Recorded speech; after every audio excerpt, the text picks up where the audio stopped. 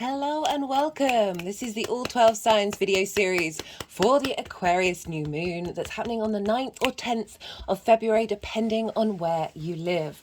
I'm going to be reading for Scorpio in this video. I was meant to do it with the Sagittarius reading, but that went on for quite a while. My name's Chloe. I work with card divination, astrologies, and I channel energies through my body. I've been doing this form of physical light language. As you can see, my hands are moving around right now for around 3 years, and recently I've had a vocal light language activation. Both of these are drawing on energies from different dimensions to help us heal, help us clear stuck energy and open up portals to source to get us in alignment with our soul's frequency in this incarnation. So lots of light activation, lots of activation codes coming through with all of this. So even if you're not consciously aware of what this is all about, it's in alignment with your higher self to help integrate the messages and the downloads that come through from source.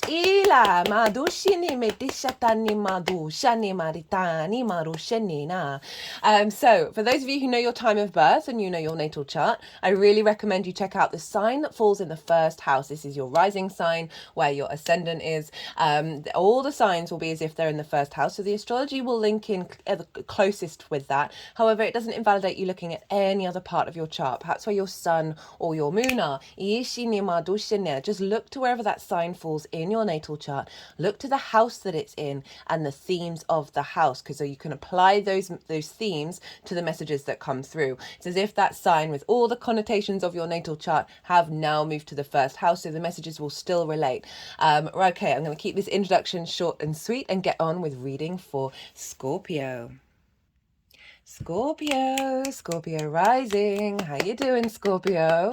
For those of you who don't have Scorpio in the first house in your natal chart, look to the house that it does fall in. Look to the themes of that house and apply those themes to the messages that come through. It's as if that Scorpio energy of your natal chart, themes of house, astrological points, celestial bodies, all of that meaning has now all moved to the first house. So say you have Scorpio in the 6th house of how you work, health and routines. So you've got your sun there, sort of your vision, your clarity, your purpose. Apply all of that energy to what's coming through, and that's all moved to the first house. So when I'm talking about the astrology for Scorpio rising, it will still relate, but just with all of that meaning from your natal chart. Well, Scorpio, this is a new moon in the sign of Aquarius, regardless of whether Scorpio is your rising sign or not. Scorpio and Aquarius are both fixed signs, which means that they square one another. A square is an aspect of Mars. Mars can bring about conflict, drama, and frustration. It is a hard aspect. It involves some hurdles to jump over. The other side of all of that conflict, right? And if that is showing up, that is in order for you to transmute it. And realize, okay, what am I willing to stand up for? Do I need to do it via conflict, or can I find another way, another motivation and drive around that? And also helping you realize, okay, well, maybe this isn't bothering me anymore, right? When it might have triggered you in the past. But the other side of a square is high manifestation energy, because it's about movement. It's about action and therefore friction. Without friction, we wouldn't have atoms rubbing up against one another, creating 3D linear time frame dimension that we are very consciously aware that we're in. So this is the manifestation in the 3D. This is creation building energy. Right,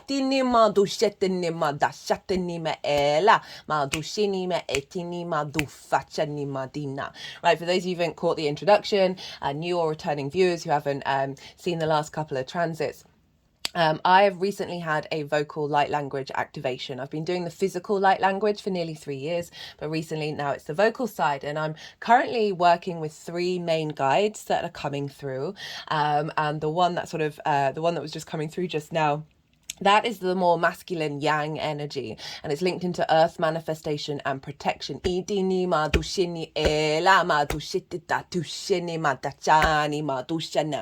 got 2 others. The other one is more the feminine yin energy. It's very ethereal, is linked into healing and attunement.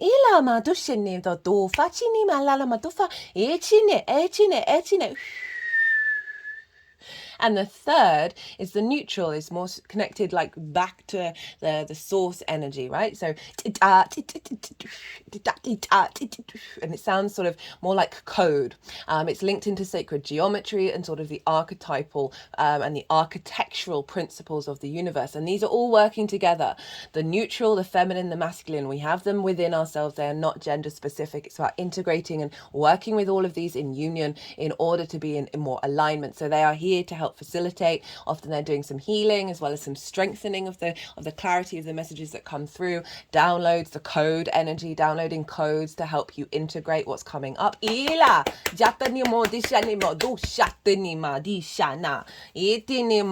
Sometimes I get words come through in translation, but regardless of whether that's, I'm still integrating, regardless of whether that's coming up. Whether you're conscious of what's going on, it's still in alignment with your higher self and your soul's frequency, and helping clear energy and bring in activation codes. So that's it's all of that. So friction, manifestation in the 3D world, which is why that energy was coming through. The building energy. So these are very powerful aspects when we have a square, and this is when we're building on something and creating in this 3D world. And so often with that square we can see certain energies show up, that conflict, that drama, that winning at all costs come up in order to transmute and change that energy that serve your longer term trajectory here on the planet Earth. And so we've got this square aspect to Scorpio.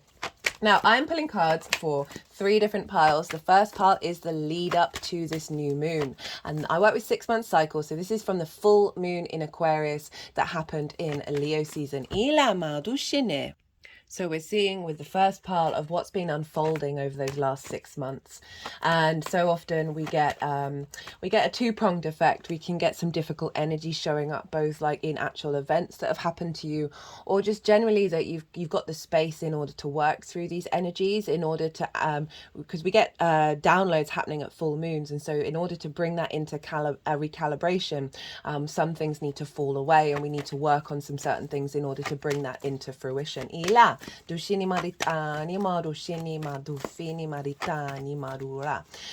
So that's the first pile of everything that you've been working through and where you're at in the lead up to this new moon. The second pile is the energy of the moon itself. As I said, I work with 6-month cycles. So this is what energy download is coming into your vessel that will then unfold over the next 6 months. And the baseline for the pile 2 is the collective reading, right? So the collective reading ended up being 2 parts. And this is because not only have we got the Aquarius New Moon, but we've got the Chinese New Year, and there's the celebration of a cross-quarter fire festival. That's both Imbolc in the northern hemisphere and Lammas in the southern hemisphere. And these are the pivot points between solstices and equinoxes, and they mark big changes. Sort of a pivot point of working out what we need to take with us into the next section before we hit the equinox. A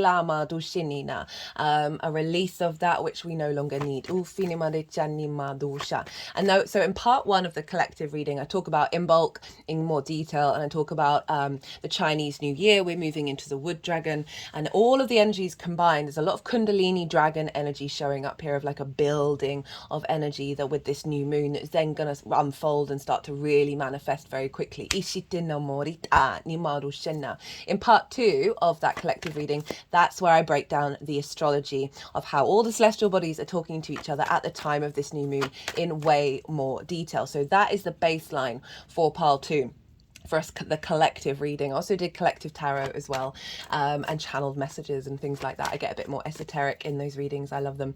But so the tarot on top of that will be how that relates to your Scorpio energy. The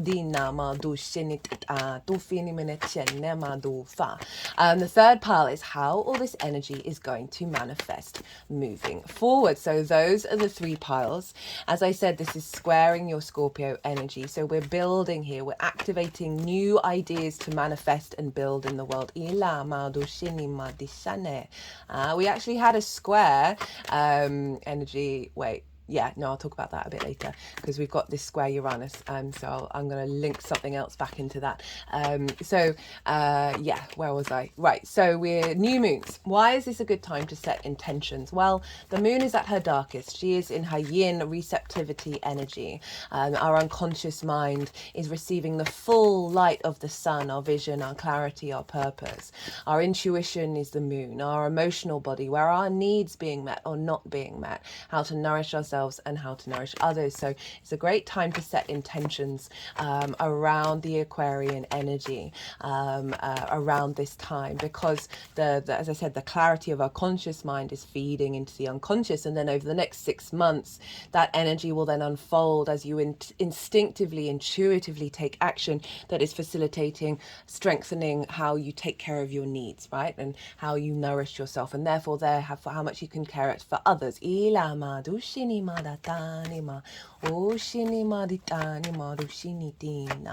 Whether you set intentions or not, I don't feel like it really matters, because you're still getting the energy download. You're still in alignment with your higher self. If you are setting intentions, sometimes it works to set really clear ones. Other times I feel like it's more the embodiment of the feeling of it, right? Rather than limiting yourself to certain ideas, because the universe can often come along and trump you with whatever plans you have, right? If you allow it to. In where you start co-creating on the subtle energetic levels. Now, Scorpio rising, where is this happening for you?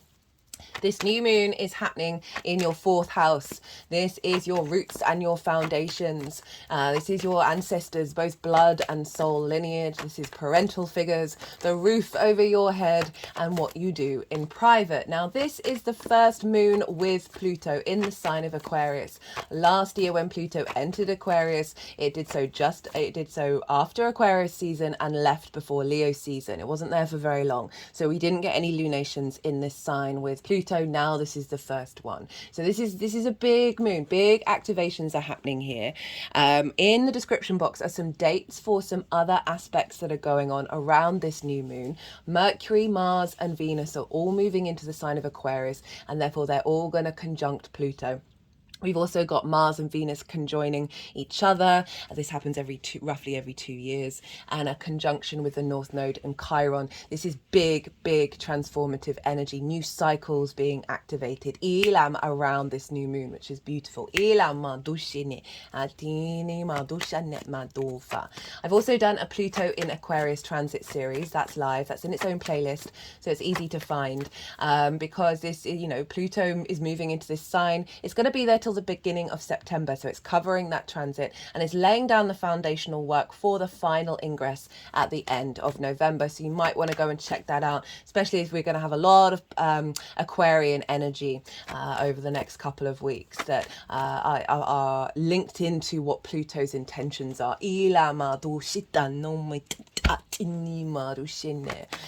So that's all going on. Right, this new moon in your 4th house. So this can be a really great time to set intentions around ancestral work. It can be both helping heal certain lines and certain struggles that your ancestors may have been through, and opening up space for that, as well as tapping into the wisdom of the ancestors, particularly because Pluto's now in this sign, right? And Pluto's linked into the dead. It's linked into creation and destruction and the transitory nature of life, death and rebirth. Helping bring in a new frequency around your ability to access the resources of those that have come before you, both in your soul lineage and your blood lineage. So really good intention around that. It's also your foundational space, so setting intentions around strengthening that, of connecting to the truth of that within you, that's underneath conditioning, realignment of relationship dynamics with parental figures, whether they are here or not here on this current whether they're alive or not, right? And helping redefine that frequency. So overall, I found that I've been feeling this for ages, that we are getting a big vibrational frequency shift happen with this new moon. Been feeling it for months, more than months. That what's happening at this new moon we're bringing in a frequency that's getting us more in alignment with higher perspectives, right? Aquarius is the collective air sign. It is about zooming out. It is very much linked into philosophy, the sort of the big ideas of the universe. And these are being shifted and changed with Pluto. One of the stories that came through when Pluto entered Aquarius was they did a quantum experiment, that there is, in fact, when they're doing that experiment, there are two parallel realities happening at the same time. Also, that they're discovering that the mind has 11 dimensions within it. So science is really catching up with a lot of esoteric spiritual practices. And you know, they are one in the same thing. Magic is just science we haven't figured out yet. And by science, it's the core principles of the universe, right? Universal truths. And so we're getting a recalibration around that. And I feel like it's very much linked into the heart. We've got a lot, you know, with Pluto being in Aquarius, we want to look to Leo in the heart space. We just had that Leo full moon. I feel like that is still very present. I'm going to talk more about that later. But here, there's some oracle cards here, and I pull them before I do every transit series. And there's a lot of love here. There's so much love. And I really felt with that Pluto in Aquarius transit that I've just done, that it's recalibrating our heart space and helping us tap into the knowledge, the universal truth that our heart is incredibly powerful. I bang on about it all the time. The Heart Math Institute has done some amazing work around the electromagnetic field of the heart. It's 3 feet. Our mind is like 2 inches. When we're in heart coherence with another, the field gets magnified. So the power, the generator that we have from the heart, the Egyptians kept the heart and got rid of the mind. I'm not saying this to sort of negate the mind. The mind is a powerful quantum reality computer. And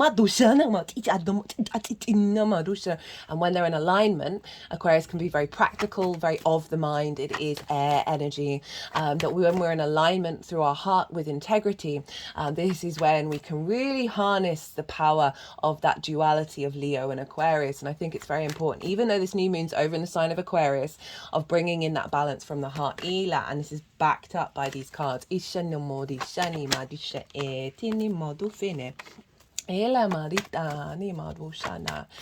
Right, so intentions around bringing a higher vibrational frequency into your private life, into your home, that's setting you up in alignment for this Pluto transformational energy. Pluto brings power and magnetism, and it can bring power in a distorted way, but let's focus on the power within yourself, right? The innate power of your being, of releasing control, shaking up fixed energy that's allowing us to move forward with a new fixed energy that isn't isn't in dogma.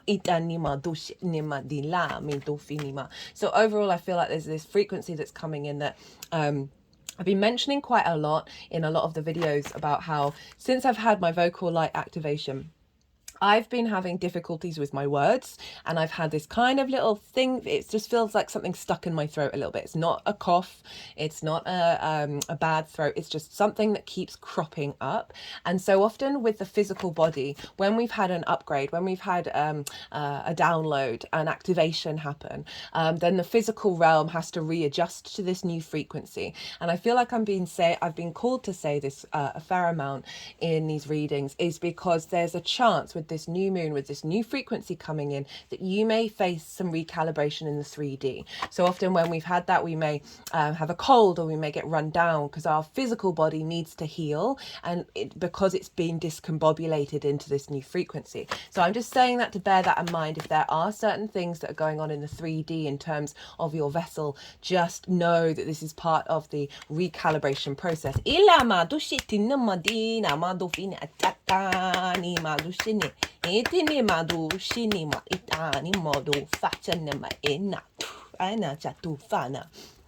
So intentions, as I said, of bringing more higher perspective into your foundational space, and a sense of looking to the future, more a utopian energy, more expansive in collecting new ideas and being able to explore them. As I said, finding more peace with parental figures. So often we can store a lot of trauma, obviously, around that, as well as the ancestral line when it comes to the domestic home and the internal space.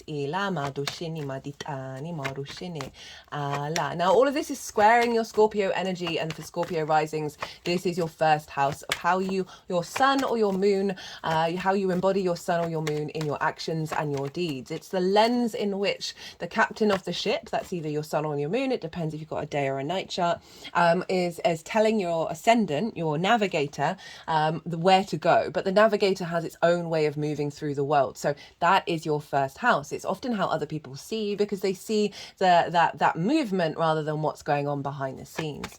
It's your body, it's your character, it's your sense of self. It's a very powerful house. So we've got this square here.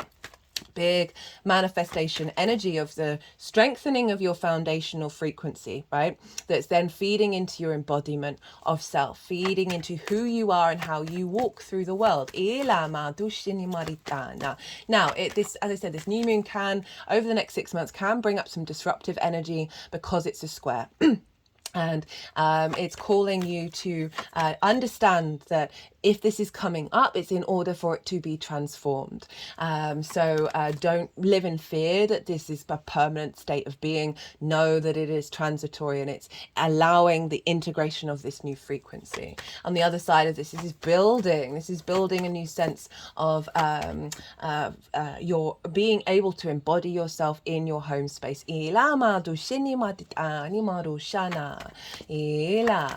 Now let's talk some astrology. So I'm going to touch on some of the major aspects that this moon is making. There's a lot more going on, and I break that all down in part 2 of the collective reading. But let's begin by the fact that we're going to have a grand air trine. And this is, trines are an aspect of Jupiter, and Jupiter is a benefic planet. It's a soft aspect, it's easy, it's free flowing. So unlike the square that can bring a bit more challenges aren't a bad thing, the trines bring flow, and this is linked into wisdom. This is linked into bringing together of parts in order to expand and elevate. It's about faith and knowing, and a sense of joviality and generosity, a sense of abundance, right? This sense of luck and opportunities coming in. So we've got all the air signs being activated in this air in this air moon, which is lovely. First of all, we've got Vesta over in Gemini. Now, Vesta is an asteroid. I love Vesta. She's near and dear to my heart. I love bringing in her energy. She is linked into the inner flame, right? And she's linked into dedication, devotion, and purity, tending to that inner space, right? She was traditionally, her and Hermes, Mercury, were the two effigies that every house had.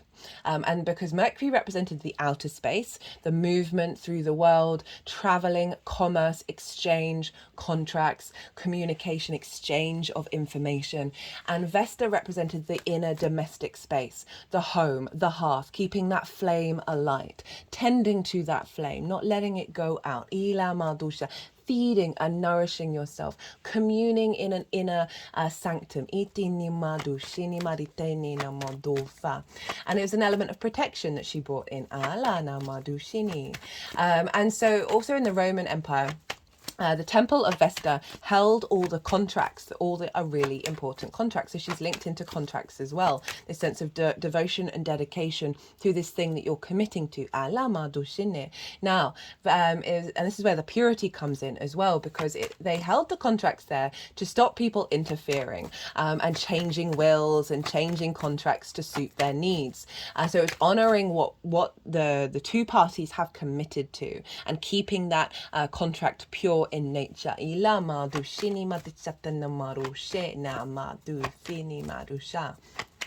so she's bringing about this sense of what I feel collectively is really realigning with our soul's initial contract in this incarnation. And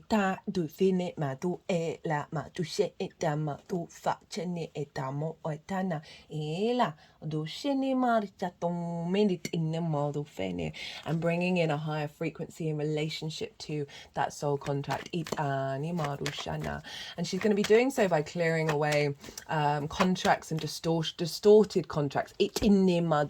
Those that have been tampered with. ila ma du fini ma ishini ma du shana. She's also going to be strengthening your devotion to your inner space in relationship to Gemini. And Gemini for you, Scorpio risings, is in your 8th house. This is the house of transformation. It's the house of the outside world's resources. Shani ma du shini medina. Hello, Venus. We are transformed by the exchange with the other. So this can be linked into mortgages, loans, taxes, one-off commissions and bonuses, as well as inheritance, both 3D and cosmic inheritance. Is also linked into exchange, the give and take between you and anything other than yourself. Time, money, things, energy, intimacy, all of that exchange, right? We can have a lot of difficulty over in the 8th house because we might not feel supported by the outside world, or we might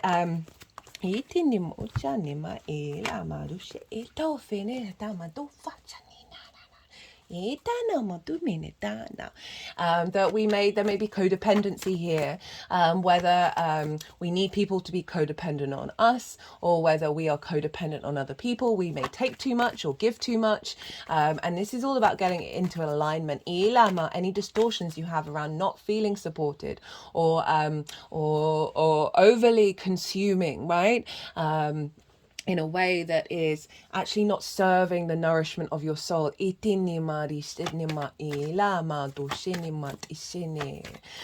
a very magical house. Edgar Cayce has a stellium. He was a very famous psychic. Had a stellium in the 8th house because it's not just your exchange with anything in the 3D, but also the 5D. So it's being able to utilize the resources from the exterior that serve your inner flame.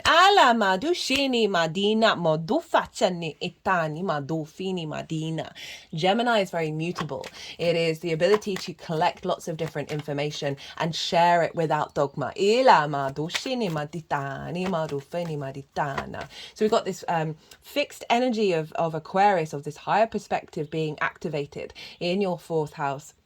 This getting and that Gemini energy is getting more in alignment of you being able to say there's been limitations around your foundational space, around your ancestors not getting the resources that they need, your parental figures, or being in unhealthy relationship dynamics. Vesta is there facilitating a new the ability to change that. And not limit yourself to those old frameworks. Now, where does this grand air trine, what else is getting activated? Well, the South Node is in Libra. So got all the air signs are in union with one another. They are it's like a power team working together for the air element. So the mind, ideas, the sense of movement, the sense of cleansing, of it's quite shamanic to do blowing on something to transform. So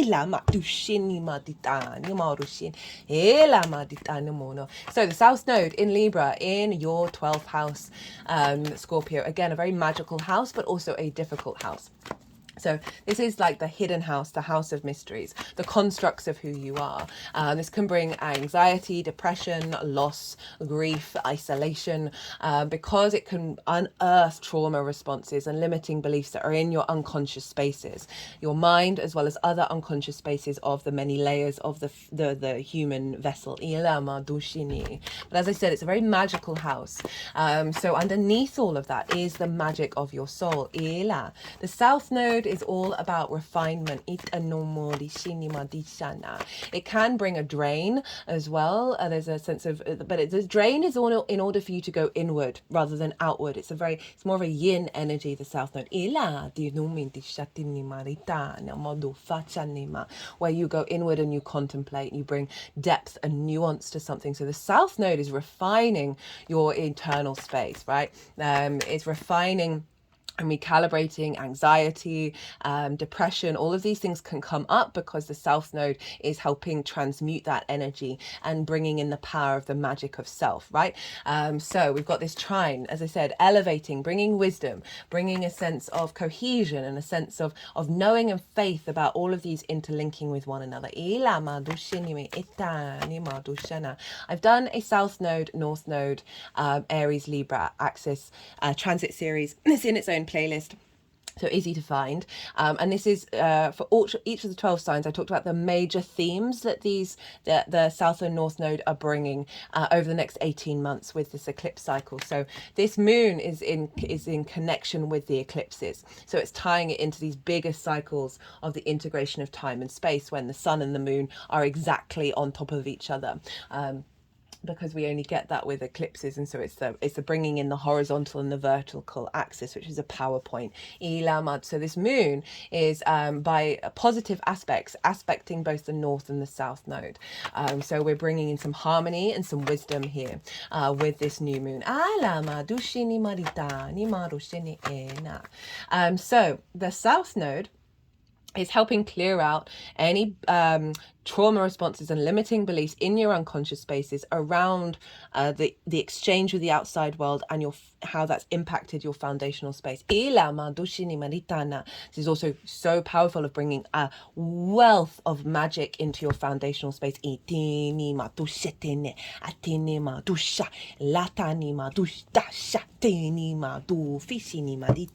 you're going to understand with more clarity and vision Aquarius energy, and it's going to help you navigate looking towards the future. What foundations do you need that are going to provide structure for you in the long term?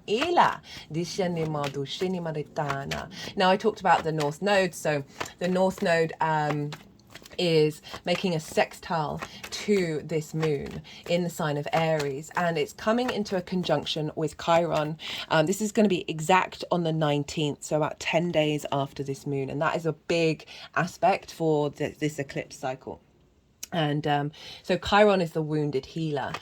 So wherever we have Chiron, this can bring up some deep wounds in order for us to understand the medicine within the journey that we've been on. You think about a lot of people in the healing modality have gone through difficulties themselves, that they've had to come to a sense of healing within themselves in order for that energy to be received by the exterior. So Chiron's moving through Aries, and what I've really felt with that one is Aries is the first one into the breach. It is the I am, the autonomy that I want to go and do and experience by myself. I don't want to receive outside influence, right? Sometimes to its detriment. But the whole point of the Aries is the frontier energy of the explorer. And we can, what I feel with Chiron is bringing up a lot of wounds around the I am, but also a lot of wounds around our fear of stepping into the new frontier, stepping beyond that which is known. Because we would have done that in the past. And we may have received wounds around that, both mental, emotional, spiritual, and physical, right? Going into new landscapes can be dangerous. And I feel that this North Node Chiron energy that's then being poured into this new moon is about releasing the wounds around that, going into new frontiers. Because the North Node is where we're headed, what we're striving for, that yang energy. What actions are we taking to move forward?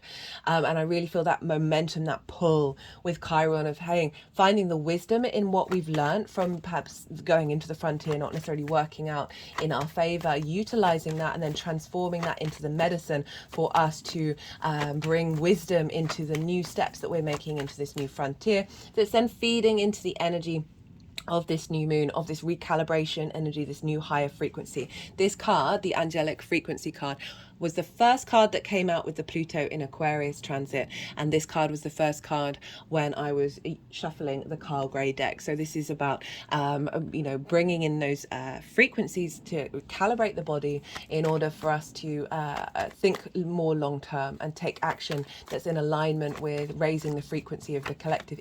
Now the sixth house for you is in work, health and routines, how you embody your work. And so we've got this sextile to the moon, and that's ruled by Venus. So even though you've got this square to your Scorpio energy, we've got trines and sextiles that are bringing a softness, are bringing an ease to this manifestation building energy. Sextiles are about connection, are about love, appreciation, value. About harmony, about grace and diplomacy, as well as very creative energy. So the ability to brainstorm and think outside of what you're traditionally doing and find connections easily between how you embody your work, right? How you take care of your health and your routines, and how that's all feeding into your fourth house of your home, your private life, like making sure that you're tending to your vessel, your physical vessel. So the 12th house is more the mental issues. 6th house can be more physical issues of having more space and more unique galactic ideas come in, that this North Node is helping liberate, breaking into new frontiers that's allowing you to bring in different possibilities and different frameworks and timelines around this area of your life. Now the final major aspect that this moon is making is a square with Uranus. So we had a square with Uranus with the Leo full moon. With the Leo new moon last year. I was going to explain why I'm bringing in that Leo full moon, just because to give some reference, because I've seen collectively and I've seen in the people that I interact with on an individual basis that Leo new moon was very much linked into the Venus retrograde that happened in the sign of Leo, and because Venus was retrograde at the time. It was square Uranus, so it's bringing about liberation energy, breaking up old structures when it comes to the heart space, bringing up, elevating your understanding of your own individual space in relationship to the heart, and how you value yourself.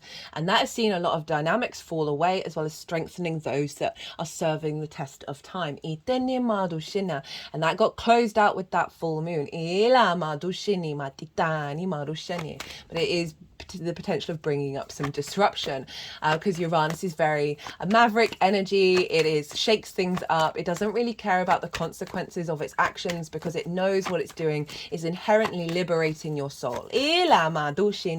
Uranus is is different to all the other planets. Its axis is different. Its moons are all retrograde. It's comfortable and confident, being its unique self. It's not bothered about what other people think. It can be quite contrary in that regard, which it can go to extremes, but Uranus really helps us break out of convention, break out of traditions, helps clear the path, and allows our soul to come more into its own frequency.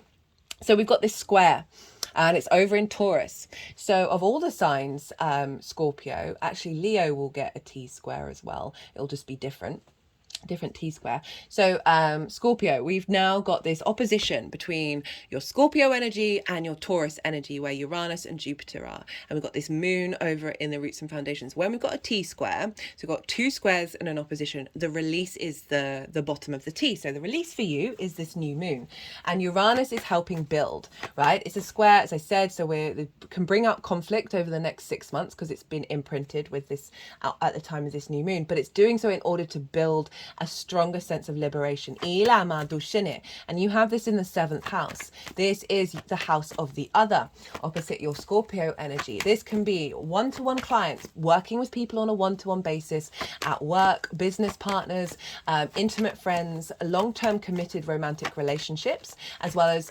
source relationship with source.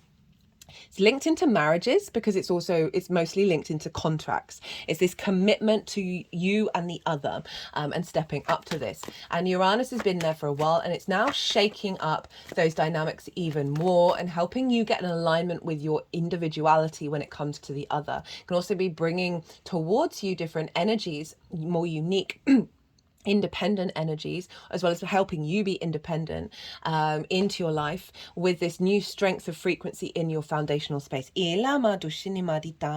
Overall, I'm feeling this sense of calm and perspective when it comes to you understanding, so the foundational space at the bottom, yourself, first house and the other, and how that is not affecting in a negative way your foundational energy, as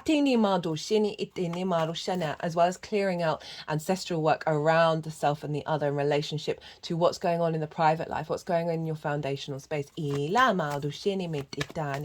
Not getting swayed by the other. Right, so that's one of the major aspects. We also have Pluto and Mercury conjunct in the sign of Aquarius. This happens on the 5th, so a couple of days before the new moon. I'm listing all of these in the description box. You might want to go and write them in your diary and then see what's coming up around all these conjunctions, because it will give you clues about the longer term cycle, about what this is all, how this is all showing up for you. Now, Mercury conjunct Pluto is our ability to figure out and understand the path of transformation, the path towards our magnetism and power, having that higher perspective, being able to zoom out and not getting sucked into distortions.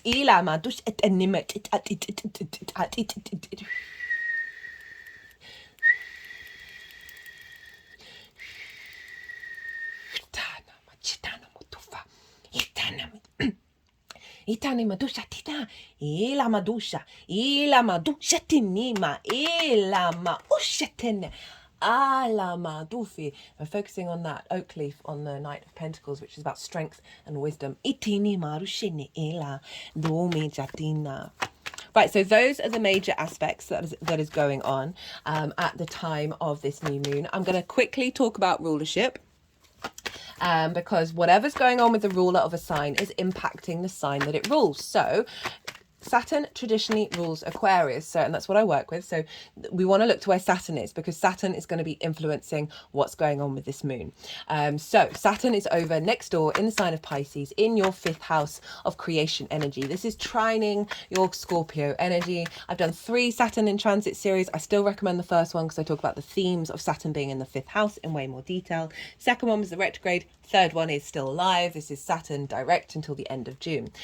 So Saturn in the 5th, your creation energy. This is the house of joy, right? This is amusement, play.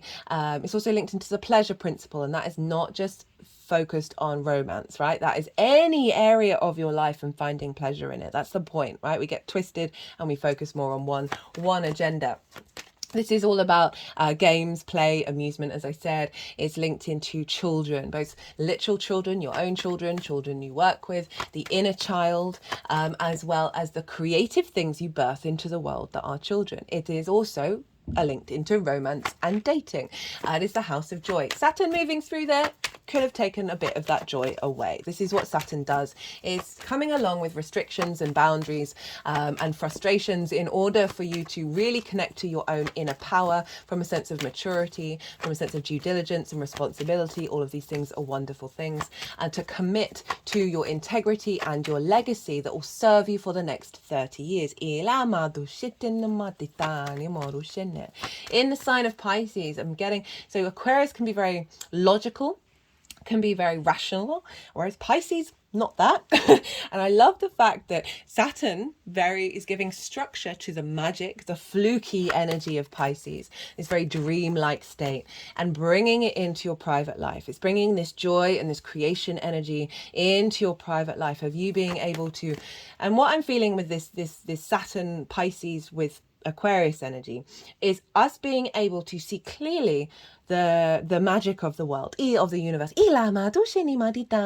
without needing to know what it means, of figuring out the rationale behind it, moving away from dogma, opening our minds up to possibilities of things that we don't know but are still there.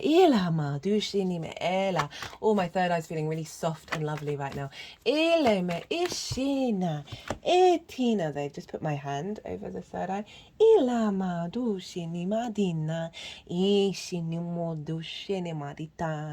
So you might find yourself over the next 6 months getting more creative in your home space, doing a lot of healing around your inner child as well as the inner children of your ancestors. They may take the next 6 months to unfold, and then at the end of that, like really bring in a sense of freedom.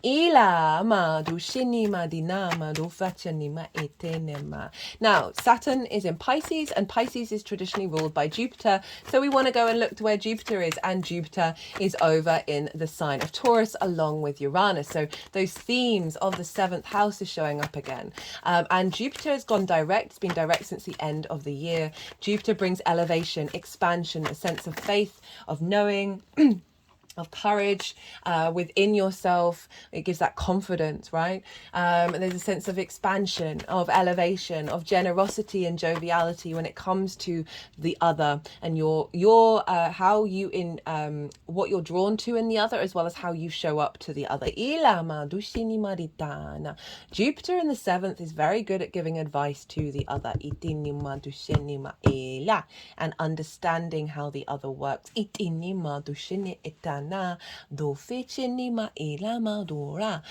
So we have Jupiter influencing Saturn. So that 7th house energy, any blockages around one-to-one relationships that have diminished your sense of creativity and joy is being transformed here, and making sure that's in alignment with this new frequency. This can also be bringing in relationships that bring joy, that you collaborate with. This can be business partners, one-to-one clients that are appreciating what your creation energy, that is then strengthening your foundational space.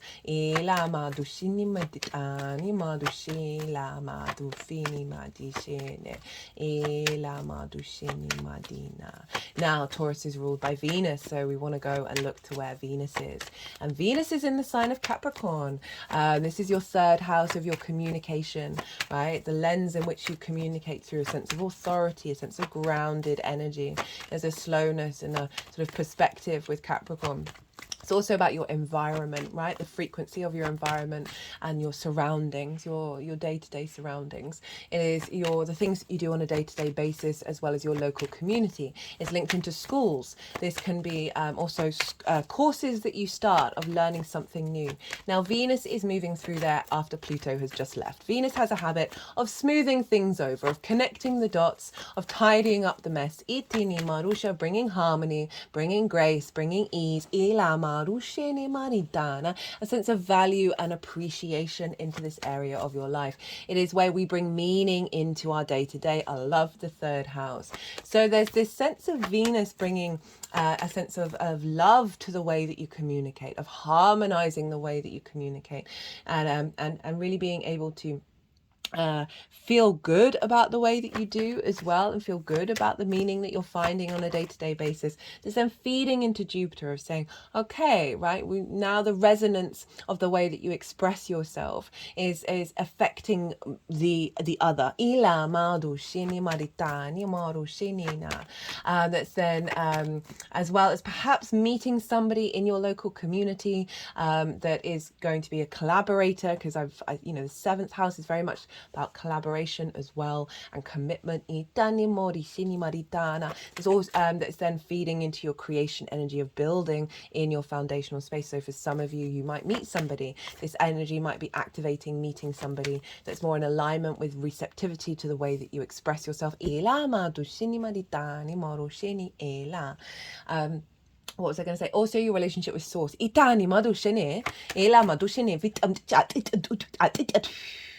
Right? Because we've got all this energy in your 12th and your 8th house feeding magic into the 4th.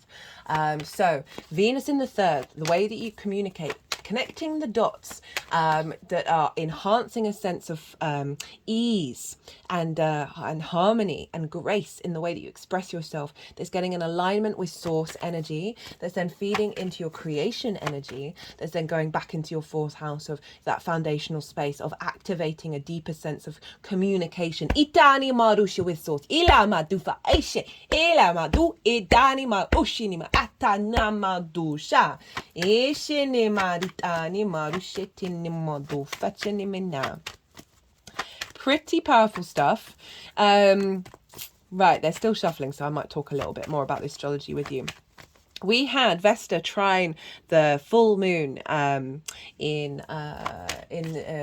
Aquarius last year, and we actually had a grand air trine last year as well, but it wasn't with the South Node. It was Ceres, the asteroid Ceres, which is about bounty and harvest and nourishment. So we were bringing in a lot of completion of nourishment, activation of what it is that we need from our foundational space around that time. And clearing out contracts around again those distortions in the fourth house. Now Venus in Capricorn is actually square the nodes, and when we've got transits in Capricorn, so we've had a fair amount of transits in Capricorn, this is the peak. So the Cancer Capricorn axis, anything in Cancer is being refined, right? So this is what's being released and transmuted and refined and bringing depth to it. Again, so it's like the bottom between the axis. It's the squaring where those eclipses are happening. So this is with the squares, manifestation starts happening. It can also bring up conflict in order to turn that into manifestation. So whatever's going on in Cancer is the release. But also the deepening of that which we're already comfortable with. Now, Capricorn energy, we've just had loads of transits there. This is the peak. This is the peak square. So this is the activations and the manifestations of where we're headed, what we're striving for. And so Venus is squaring the nodes at the moment. And so she is bringing in big activation into that Capricorn area of your chart. That's getting you in alignment with that Libra Aries axis, of clearing away distortions around in your unconscious space, around the way that you work, around the way that you understand routines and health. Bringing the magic of your soul into the way that you work, striving forward to embody work from a new frontier, and all of this Venus is harmonizing in the way that you express yourself, the way that you engage with communication, the way that you find meaning in your day-to-day that is enlivening you.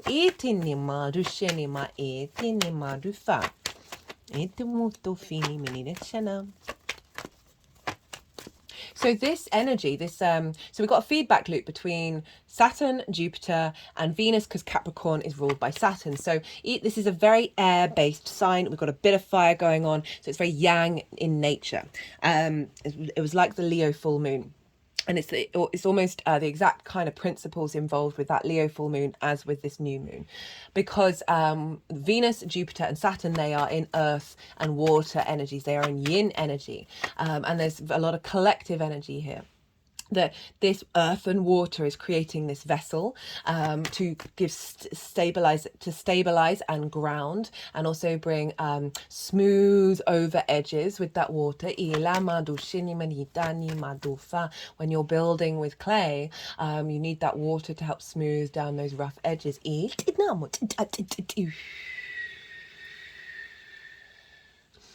And so with this what I'm feeling with this one is the download that's coming through with this new moon is going to activate very quickly, which is why I've been mentioning you might just feel a bit odd in the 3D because you're recalibrating.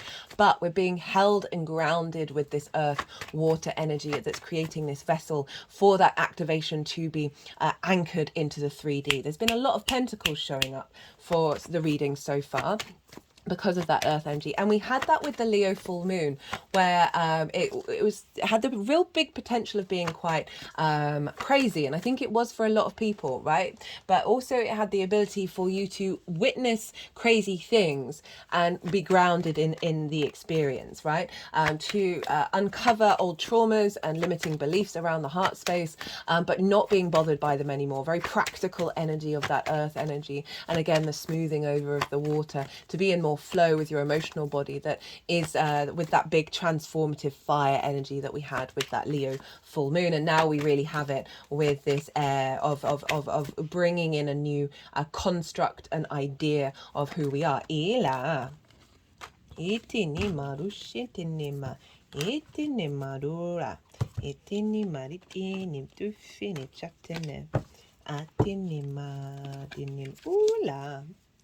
Hola, ela, uffacene.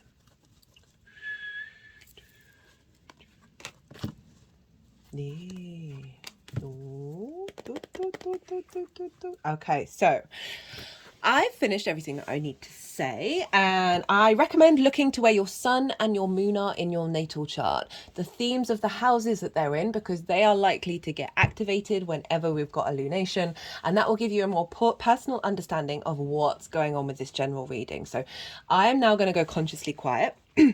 The energies are going to move through me, and they are going to do some physical and vocal light language. They're going to move all the cards around, and then they'll put them into the 3 piles, and then I'll come back round and I'll bring in the tarot into the astrology. So we just had the yang day action side of the reading. Now we're going to have a little bit of yin night rest and digest. So I call you to soften your mind and let all that information settle in your unconscious, and then see what excuse me, see what intuitive hits come up for you while this is all going on.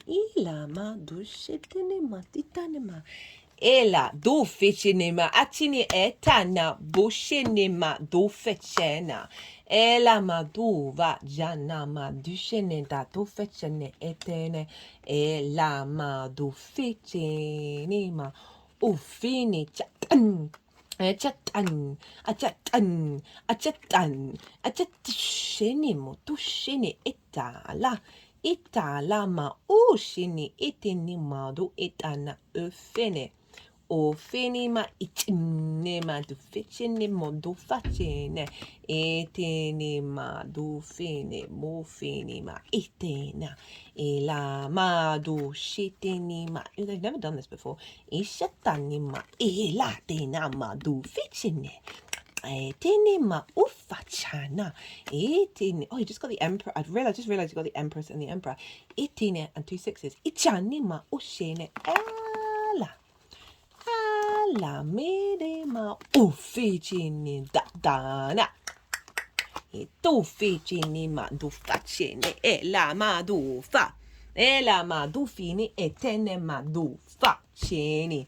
Attini ma dure. E la ma dure. E la ma du scetene ma fe. Na ma du scetena. Eshetana madu finina ila tu facinena di shatani madu shetina osha hale madu fini itena uf ushini hashini tula ditini ma la ma du ene da fucini ma ditani ma itina tu fini alla ma shanana itala ma itene ma ushini ishini dina ma dushini ma datene atini ma etino tu fini atini o shitini la ma etine o fene ela ma ila 2 6s 2 4s ila lichani ma ala namotina ishana matu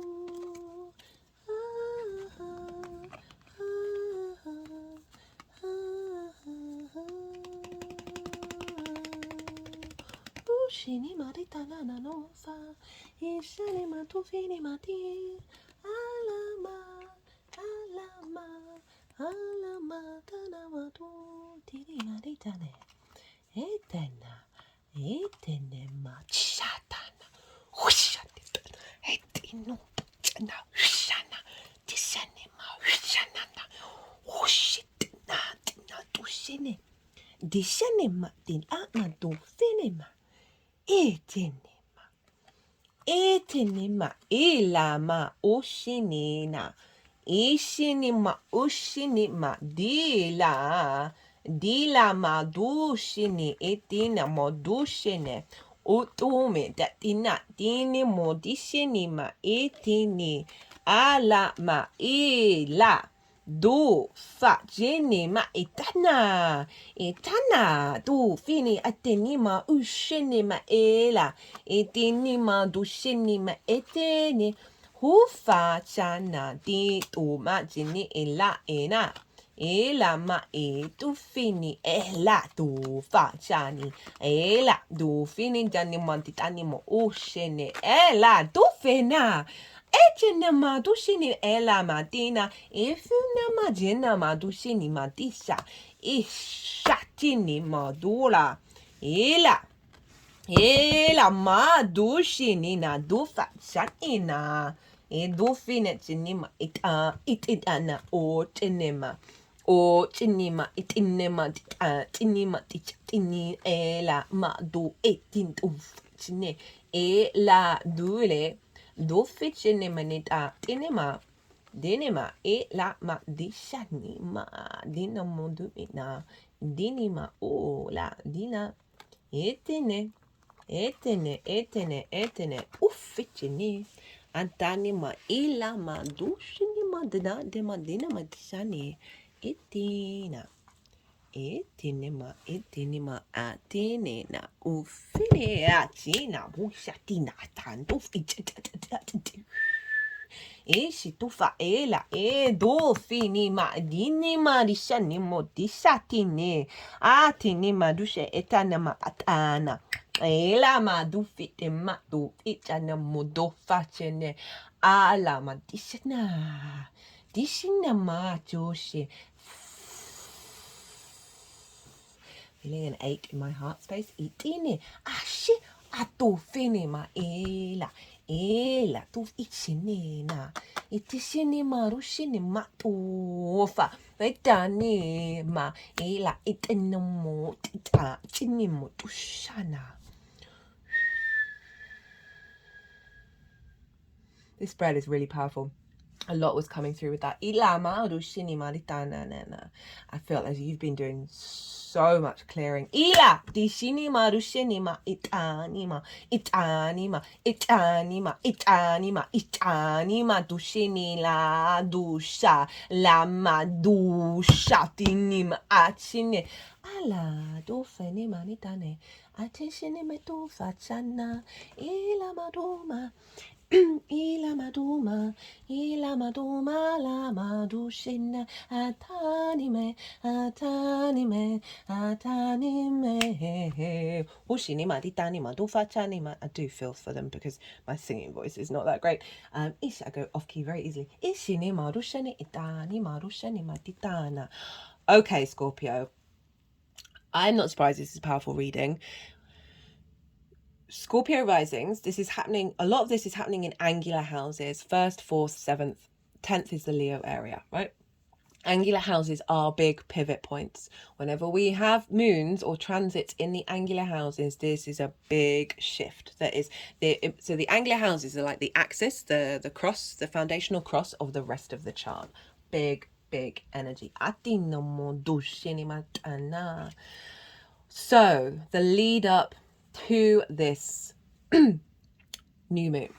5 of Swords, Tower, 4 of Pentacles, 4 of Swords crossing it.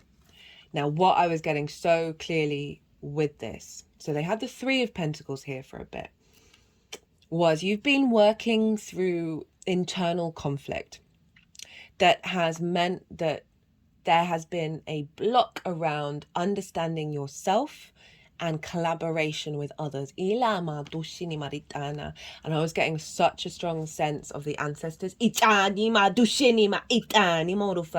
the work that you've been doing, whether you're conscious of it or not, of healing that.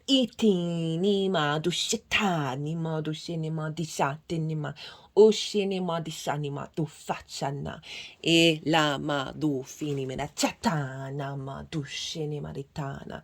The 5 of Swords for me, when this card shows up, out of all the cards in the deck, not the Tower, this one, not the Death card, none of that, the 5 of Swords is the one where I'm like, oh, because for me it represents the fundamental struggle of the human species, right? This is dominance and aggression and the victim and the subservient, right? So there's a sense of the bully and the victim. Bullies, most of the time, it's very rare when it's not the case, comes from trauma, right? Bullies are often bullied at home. So there's a cycle there. And also with the victim space, right? It's, yes, some bad things can happen to us, but do we stay in that loop? We can be both of these things, and so often when we are the victim, we turn back into the bully. It goes in a loop, or we get stuck in either side. But if you look here, this figure has won. This is conflict 101, has won, but what have they won? They've won the Three of Swords. They've won heartbreak. They've won grief. They've won a cracking of their heart space and therefore their soul energy. They're smug, but what are the consequences of this? So this is a really powerful card to show up that, as I said, this can be conflict that's come up over the last 6 months. That is, as I said, discombobulating. When we bring in new frequencies, it brings up discombobulation when we're at this peak time of transformative energy with the human species. Now, the other side of this is it's not necessarily big conflict that's shown up, but certain dynamics that may have shown up that you have the space to navigate, right? So we can witness these things and not get caught into this energy again, but then be able to witness what that looks like and why that's there, and doing some work with that. In order to integrate, because we don't want to hide from this, we don't want to reject it, and we've got to be high vibe all the time. Well, no, we are here to work with duality, to not just shame, to not reject what this might mean, and the fact that we might be both of these things, and being open to that. This can also be conflict of the mind. This can be in your foundational space of it being a battle.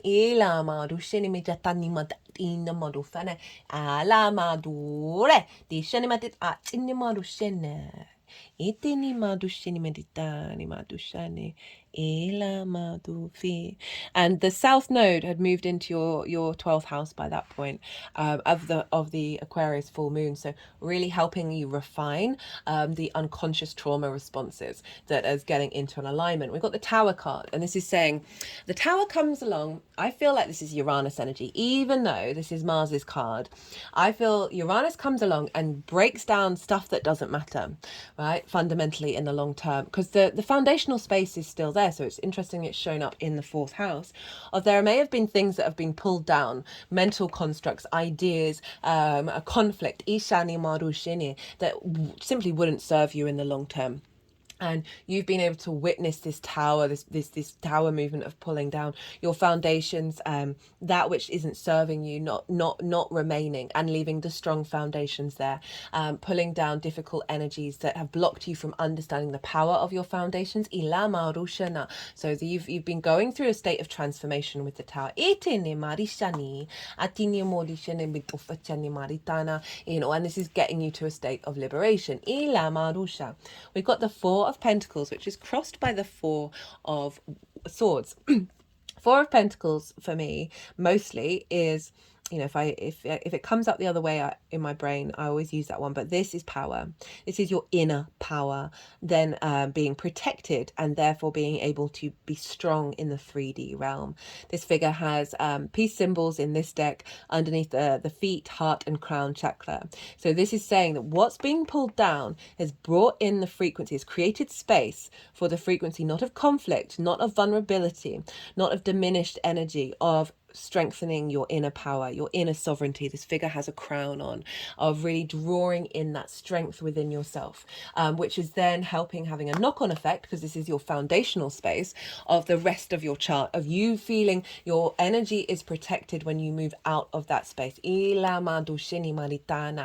also cultivating, rather than conflict in the home space, of you maintaining your inner power, you feeding that and building on it. And it came with the 4 of Swords like this, and when I saw it go like that, I was like, okay, so this is Knowing you are held in a safe space by something that is bigger than, higher than you. It's usually in a church, but here we've got music, which is frequencies. And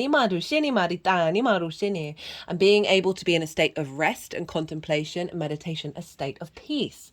Far cry from that Five of Swords. But it's this way. So there's a sense of isolation with this one. But what I feel with it being crossed is you have been developing this inner peace within yourself that is then coming out into the world. So it's you've been gone through a phase of contemplation of recovery in your home space that is actually allowing you to bring that peace, bring that strength into the outer world.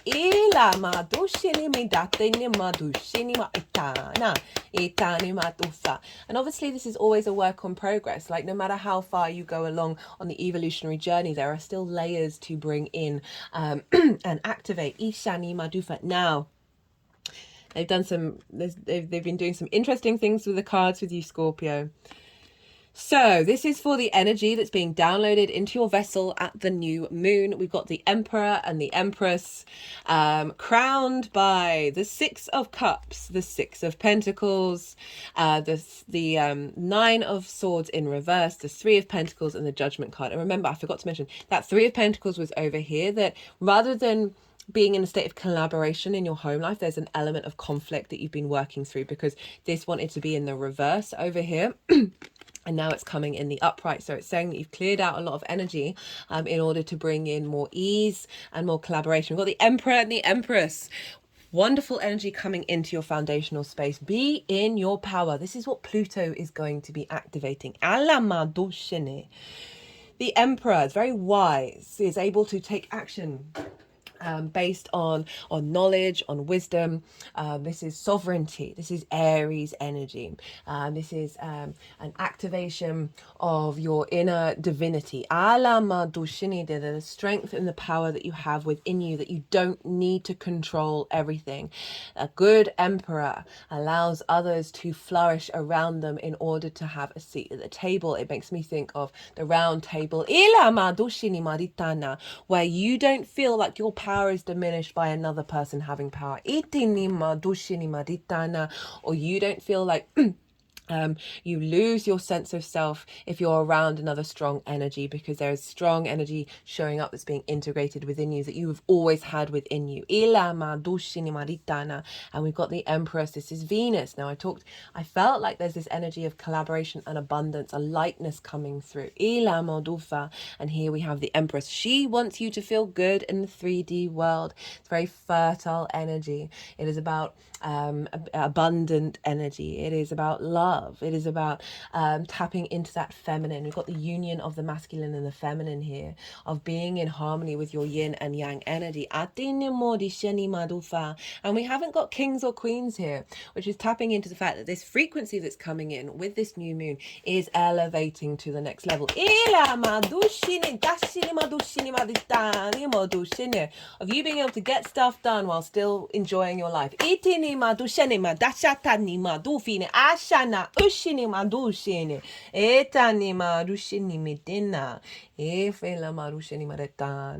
So I'm loving this is like the powerhouse at your foundational space. And this is also pouring that energy from the ancestors, the wisdom that has come out from their journeys, into your vessel.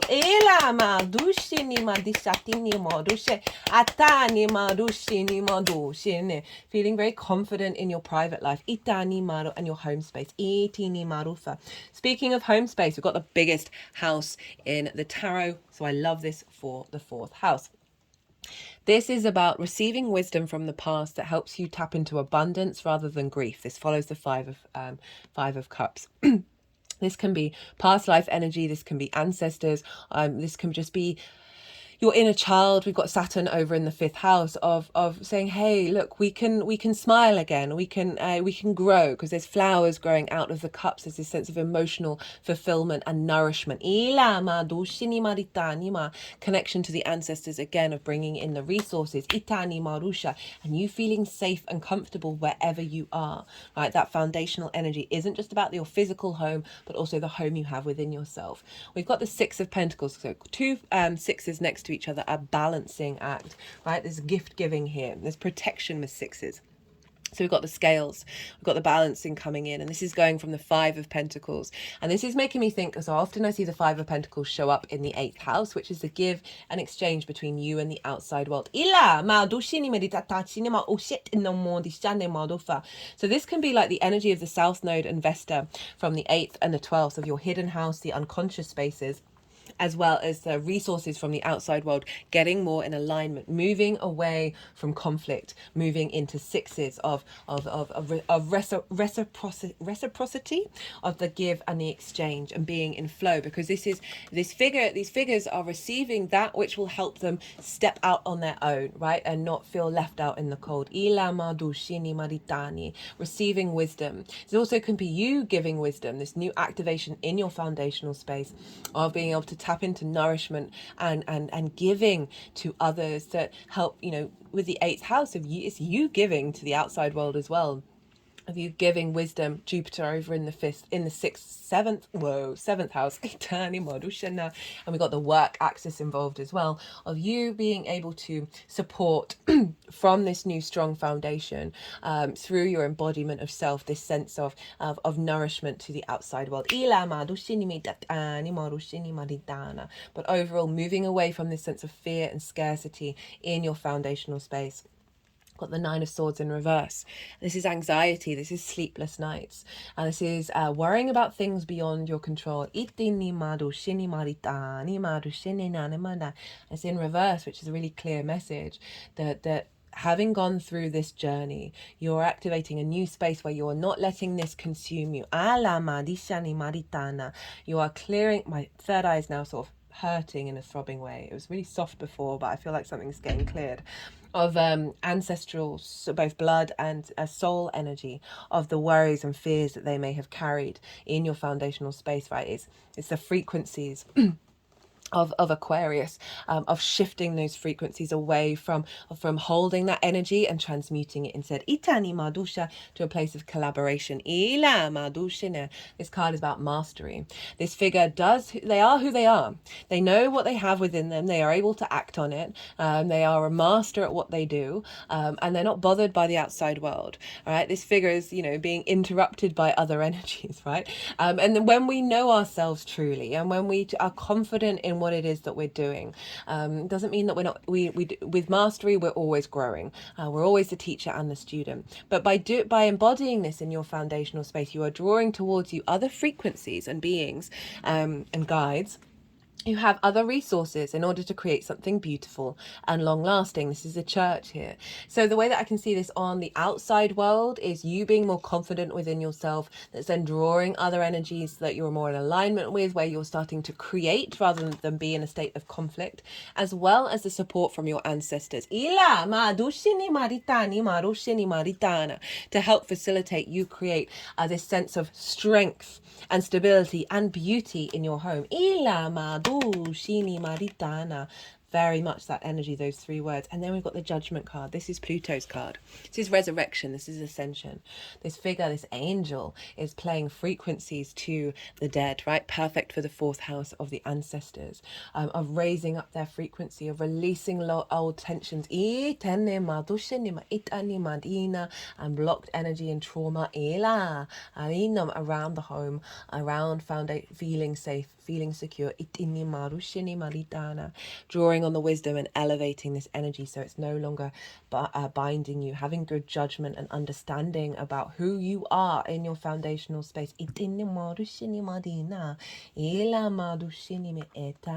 Very, very powerful cards. And then how this energy is manifesting moving forwards, we've got the Ace of Swords, and the way they've laid them out, they've wanted the 2 knights to be over the Ace of Swords with the Page of Wands over the top. So you've got this real powerhouse of activation energy, and then it's embodiment of it.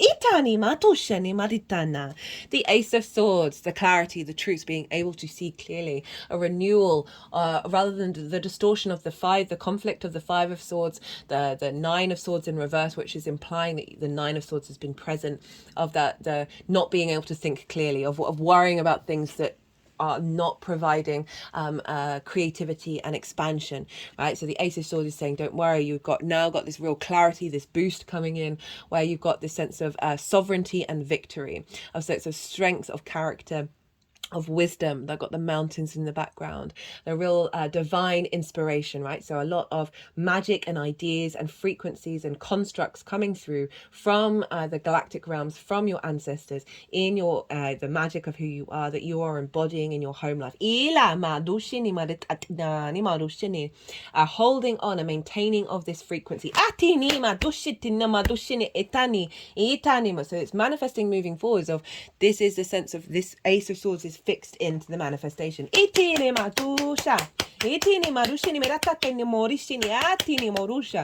then we've got embodiment. So the journey over the next 6 months is integrating this into embodiment. And we've got the Knight of Pentacles and the Knight of Swords. So grounded, stable energy. We've got a lot of earth energy stabilizing this. This figure, as I said, it focused on the oak leaves, which represents strength and wisdom. And so this horse is the biggest horse. It's the slowest horse, but it acknowledges you're gonna get where you need to go. But it's also this confident, grounded embodiment in the 3D world of this energy, right? Knights embody their element, they embody their suit. So this earth, it's practicality, it's this connection to the mother, ilama dushini maritana, a nourishment and a commitment. Itini morushini maduchu, this energy. And then we've got the Knight of Swords, the ability to act on the ace, the ability to act on this new frequency and move with swiftness and clarity. So we've got the slowest and the fastest horse, which I love this paradox. The acknowledgement of the capacity of holding both of these energies at the same time and having the wisdom and knowledge of when to enact them. So the Knight of Swords, again, so having clarity in your home life and your private space, and the ability to enact the vision.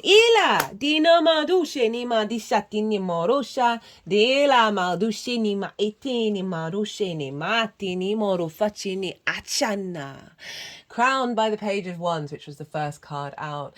This for me is there's a playfulness to pages. So we've got this real stability with the Emperor and the Empress, and then we're ending up with the Page, which I love.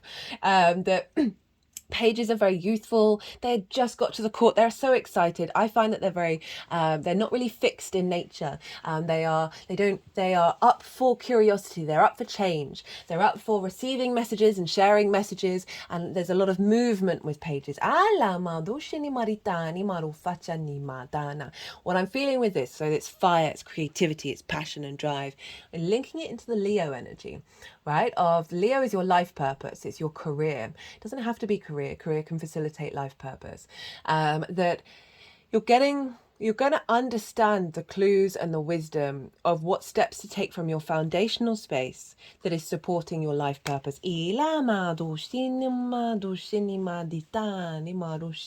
More confidence coming in. And this can also be about your career. Being able to share your embodiment, share your wisdom. This can bring in new opportunities. But overall, bringing that heart space into your home.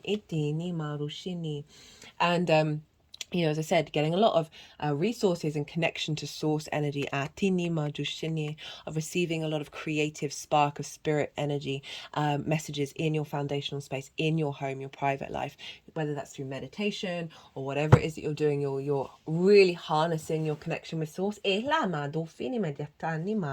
Right, let's get some qualifiers. How long have I been? Oh my goodness, you are longer than Sagittarius.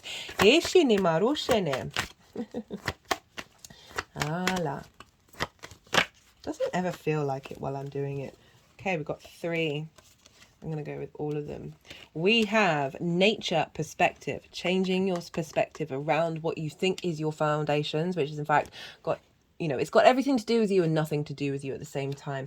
Elevating your perspective. We've got thought and communication. Remember Venus over in your 3rd house of drawing in the ability to understand what understand the frequencies and the downloads that you get. And communicate the wisdom. And we've got the magician. Hasn't had the magician come out for a while. Got performer, creativity, illusion, power. It's focusing on power. You know you have all the resources you need in your foundational space in order to create in the world. It's also Mercury, so again, you might want to look to where your Mercury is, because this could be activating wherever your Mercury is, of just having more confidence within yourself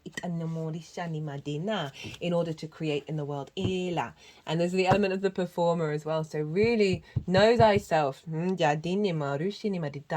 utilizing the resources from the ancestors to support you in your abundant energy. Okay, let's see what final qualifiers are coming through. All the decks in the description box. That was the First Light Tarot. This is the numerology deck. Double eight. We're in an 8 year.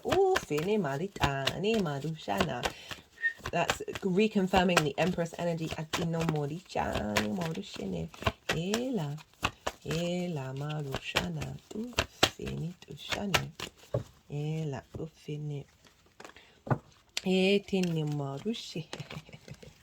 Okay, so we've got relationship change. I feel like it's a relationship change with everything that I was saying of like how you relate to your foundational space as well as your private life, and the ancestors. And we've got synchronicities, so like really harnessing the power of the universe. The more that we see synchronicities, the more that we're in co-creation, the more that we understand our true nature, the more the synchronicities start getting wild. But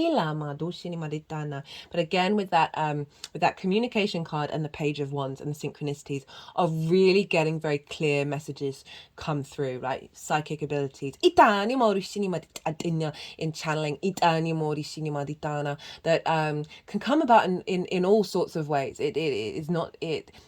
We're all channelers, we're all healers, we're all wonderful, amazing, magical beings, but we do it all in very different ways. And this is really saying this is going to get boosted over the next 6 months, where you're really going to see, oh, magic is just reality.